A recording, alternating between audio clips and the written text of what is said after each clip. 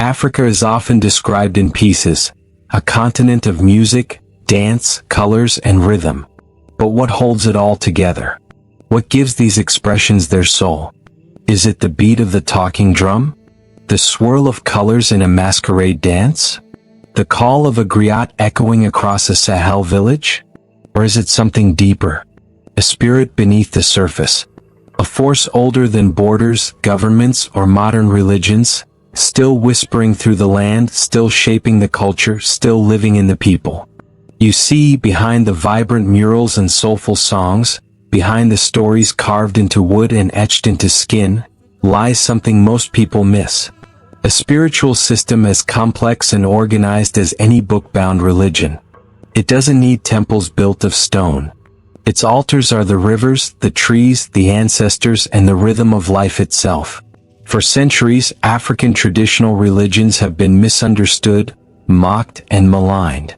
Missionaries called them demonic. Colonizers labeled them primitive. Hollywood painted them as dark and dangerous. And even today, many Africans themselves have been taught to fear their own spiritual heritage. But the truth? African traditional religions are not evil. They're not black magic. They're not superstition. They are systems of ethics, healing, community, and meaning, rooted in the sacred, the ancestral, and the earth itself. When European colonizers arrived in Africa, they didn't just conquer the land. They waged war on the spirit. They outlawed drumming. They banned ceremonies. They imprisoned priests and burned shrines. Why? Because they knew that to truly control a people, you must sever them from their roots, from their gods, from their ancestors, from their identity. And so African traditional religions were demonized, rewritten as savage rituals or dangerous witchcraft. But what they couldn't erase was the memory. It lived in whispers, in secret ceremonies, in the quiet offerings at dusk, and in the resilience of those who refused to forget. Let's be clear. The world has misunderstood African spirituality for too long. Let's dismantle a few common lies. Myth 1, it's devil worship.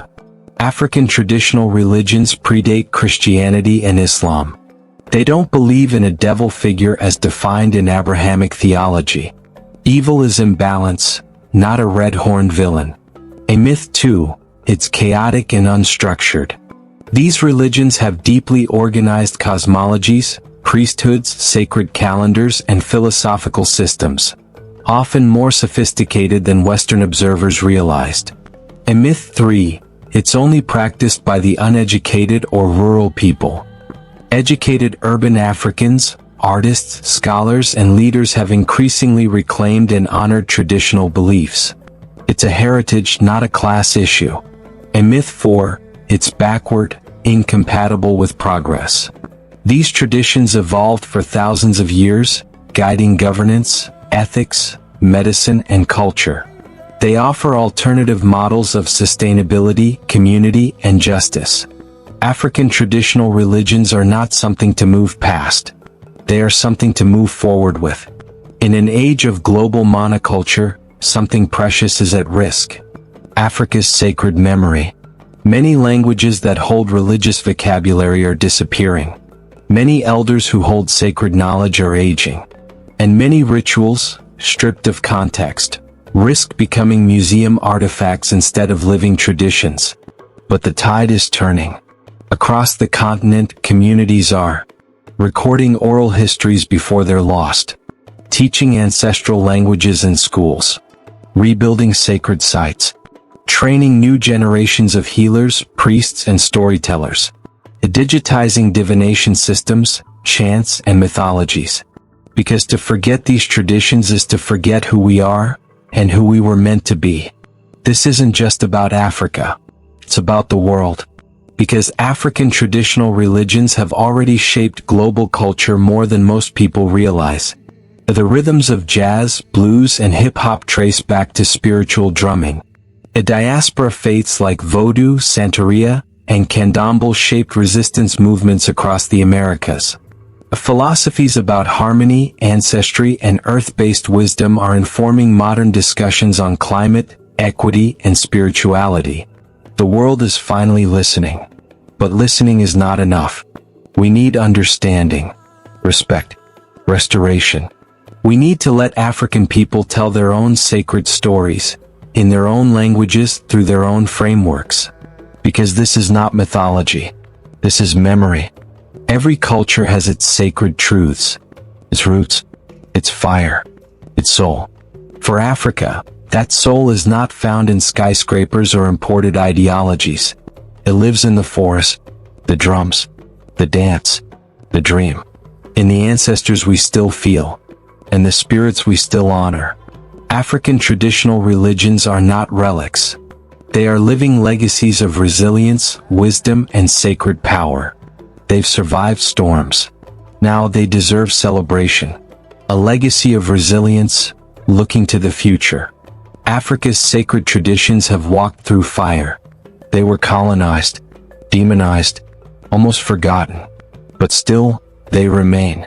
Not as ashes, but as embers glowing beneath the surface. Now, a new generation is fanning that flame. All across the continent and the diaspora, young Africans are asking bold questions. Who are we? Where did we come from? And what did we lose when we were told to forget? And in the answers they are finding power.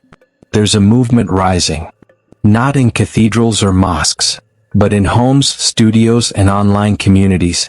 Young Africans are learning ancestral languages once forbidden, rebuilding family altars their parents dismantled, studying divination, herbal medicine, and oral history, creating podcasts, books, and films that honor their roots. They're reclaiming names, symbols, and rituals with pride. They're not rejecting modernity. They're redefining it, merging the digital with the spiritual, blending sacred tradition with social change, wearing the past like armor, not chains. Art has always been sacred in Africa, and now a renaissance is underway. From Nairobi to Dakar, from Lagos to Johannesburg, creators are reviving ancestral imagery and stories. Fashion designers weaving divination symbols into modern streetwear. Poets writing odes to Ogun, Mawu, or Asu in defiance of erasure. Painters resurrecting the Orishas in Technicolor on gallery walls. Filmmakers blending myth and realism to tell untold histories. This isn't nostalgia. It's prophecy. Because to imagine the future we must remember who we are. At universities, temples, and grassroots centers, a new generation of scholars is rising. They're not just studying African religions. They're living them. They're writing African philosophy into academic syllabi, hosting global panels on indigenous spirituality and decolonization, translating ancient chants into global languages, creating archives, apps, and open-source projects to preserve endangered knowledge. They are rebuilding the sacred infrastructure, not to convert the world, but to protect what's left. Because when the sacred disappears, so does identity. This story isn't only African, it's global. The descendants of Africa's stolen children, in Brazil, the Caribbean, the Americas, are reaching back across the Atlantic. They're reclaiming their gods, their rhythms, their names, and their belonging. And the world is beginning to listen. In museums returning sacred objects. Global audiences learning about Ifa, Vodun, Dagara, and Kemet. Interfaith dialogues including traditional priests and diviners. Documentaries, art shows, and festivals honoring African cosmology. This is more than history. It's a spiritual homecoming. We've walked a long road in this story, from the ancestral altars to the colonizer's sword, from whispers in the forest to music on global stages. And now we stand here, at a crossroads. Will we let the sacred knowledge fade with the elders? Will we reduce our gods to museum labels and academic footnotes? Or will we remember, reclaim, restore? Because this isn't just about religion. It's about soul, about dignity, about the right to know where we come from, and to walk proudly with the wisdom of our ancestors. To those watching, wherever you are in the world, The story of African traditional religions isn't a story of the past. It's a living legacy, and you are part of it. Learn about your roots. Read the stories of your ancestors. Support the voices reclaiming the sacred. Challenge the myths and speak the truth. Keep the flame alive. Because when you honor the spirit, you honor the future. This is not the end of the story. It's just the beginning.